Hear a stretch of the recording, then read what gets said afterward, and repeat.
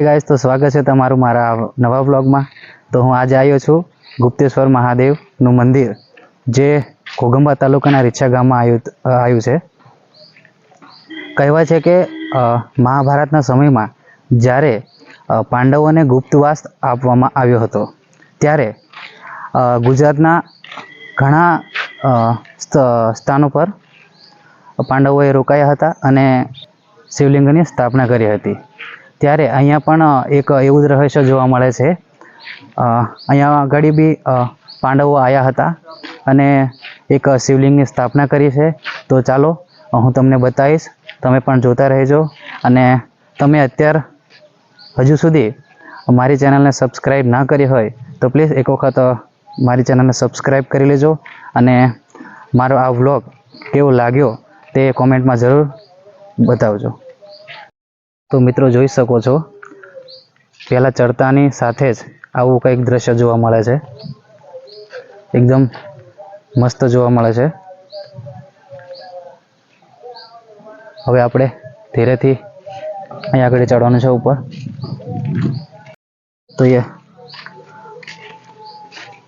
नरेश भाई आगळ आगळ जाय छे अमने लईने। अमे तो जोयुं नथी। हाँ,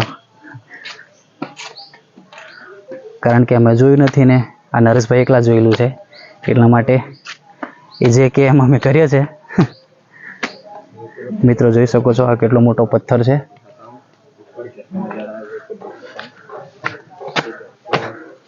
વરસાદના કારણે એકદમ સેવળ પણ આવી ગઈ છે, જોઈ શકો છો। તમે પણ ગમે ત્યારે આવો ત્યારે ચડવામાં થોડું ધ્યાન રાખજો। જોઈ શકો છો કેટલા મોટા પથ્થર છે અહીંયા આગળ। અમે પણ ધીરે ધીરે ઉપર ચડી રહ્યા છે। હવે ઉપરથી જોઈ શકાય છે આવો કંઈક નજારો જોવા મળે છે।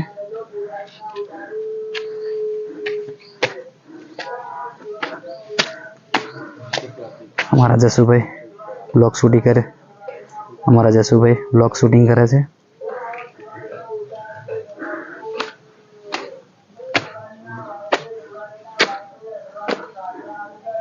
आटलू चढ़ता एवो विचार आवे छे के पांडवो अहीं आगळ आया हशे त्यारे कई रीतना चढ़्या हशे। मित्रों जोई शको छो केटला मोटा पत्थर छे।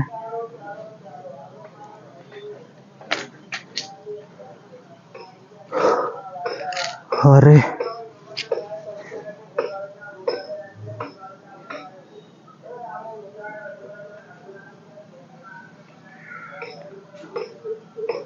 अहींयाथी मस्त वातावरण जोवा मळे छे।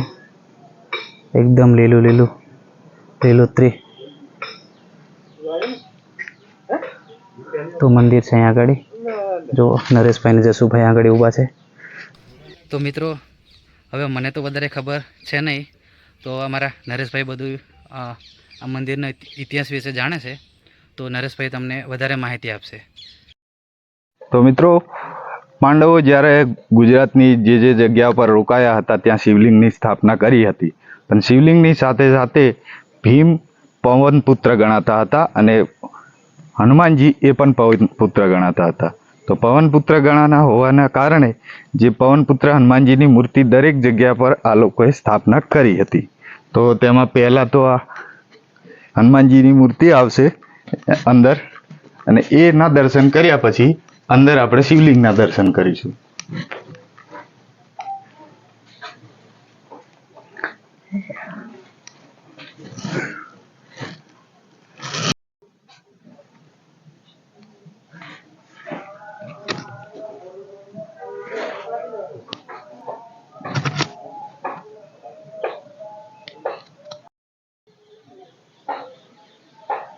तो मित्रों तमे हवे हनुमानजीना दर्शन कर्या। हवे आ तरफ जईशुं आपणे जे शिवलिंग छे महादेवजीना दर्शन करवा माटे। जे गुफामां छे, जे खतरनाक गुफा छे ते तमने गुफाना दर्शन करावीशुं। જ્યારે 5 પાંડવો જ્યારે ગુપ્તવાસ કૌરવો કાઢ્યા હતા ત્યાં અહીંયા ગુપ્તવાસ રહ્યા હતા। 1 વર્ષ ગુપ્તવાસ રહ્યા હતા। ભગવાન જ્યારે પાંડવોએ સ્થાપિત કર્યા હતા પાંડવ વખતનું શિવલિંગ બી છે ગુપ્તવાસ। એક જ ફૂટની બારી છે, પણ ગમે એટલા વ્યક્તિ જાડા હોય તે બી અંદર ઘૂસી શકે. ઓમ નમઃ શિવાય બોલવાનું, બીજું કાંઈ નહીં. એટલું સચ છે મહાદેવનું. ત્યારે પછી પાંડવો જ્યારે નગારું ને એવું ગઈથી લેવા જાય તો એક પથ્થર છે એમાં તમે વગાડો એટલે 16 પ્રકારનો અવાજ આવે છે. ત્યારે પાંડવો આરતી વખત વગાડતા. જય ભોલે. તો મિત્રો ફાઇનલી આપણે આવી ગયા છે જે મંદિરે જવાનો રસ્તો છે, ત્યાં આગળ ગુફામાંથી જવાય છે. તો તમે બન્યા રહેજો મારા વ્લોગમાં. તો મિત્રો અહીંયા આગળ બહુ નાની નાની ગુફા છે. હું ગુફામાં અત્યારે જઈ રહ્યો છું.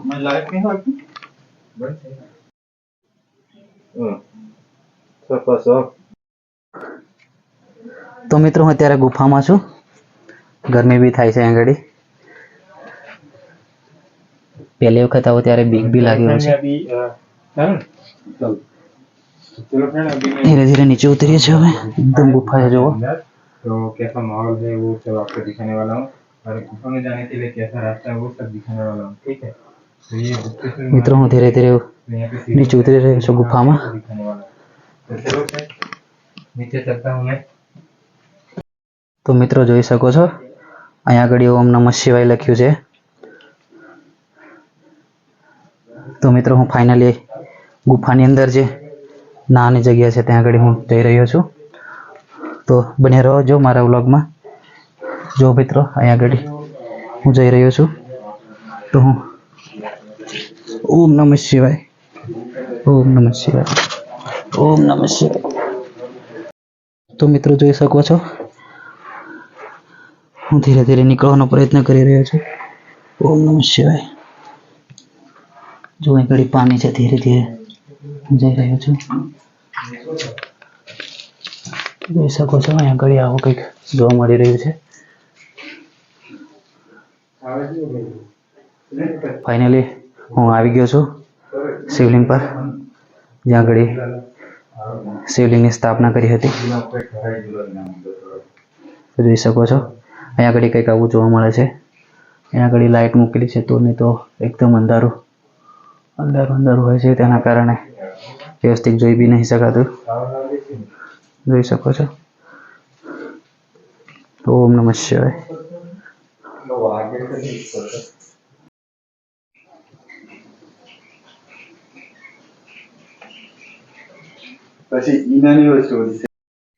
મિત્રો એવું માનવામાં આવે છે કે આ જે જગ્યા છે, આ જગ્યા પર 5 પ્રકારના ખાડા બતાવવામાં આવ્યા છે.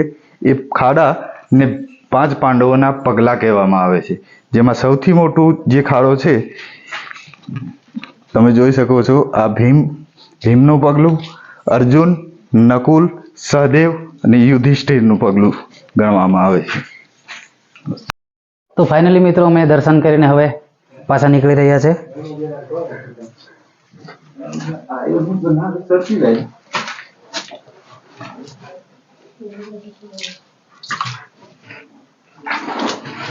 આ બી કંઈક રસ્તા જેવું જ છે, પણ આગળ કંઈક ખબર નહીં ક્યાં જવાય છે. મિત્રો હવે અમે દર્શન કરી અને ગુફામાંથી બહાર નીકળ્યા છે. હજુ ઉપર જવાય અને હવે નહીં જવું. જવાતું હશે? જવું હોય તો જઈએ. ચલો. ઉપર કઈક છે.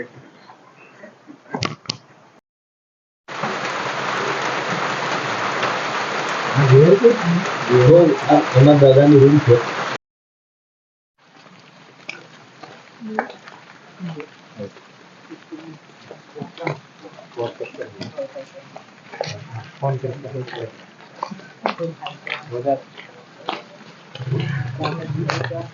તો મિત્રો આપણે ફાઇનલી ઉપરથી દર્શન કરી અને નીચે આવી ગયા છે. હું હવે આસપાસનો જે જોવા લાયક જે દ્રશ્ય છે હું તમને બતાવી રહ્યો છું. જો આપણે નીચેથી જોઈએ તો આવું કંઈક દેખાઈ રહ્યું છે.